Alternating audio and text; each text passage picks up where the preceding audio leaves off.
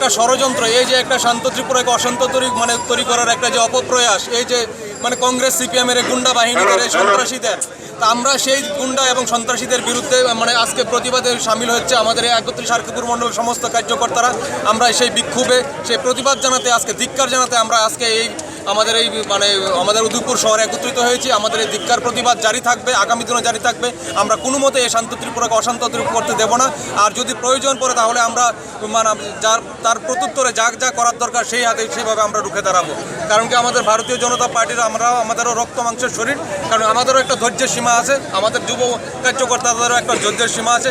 এভাবে আমাদের সন্ত্রাস কায়েম করে কখনো ক্ষমতায় ফিরে আসা যায় না।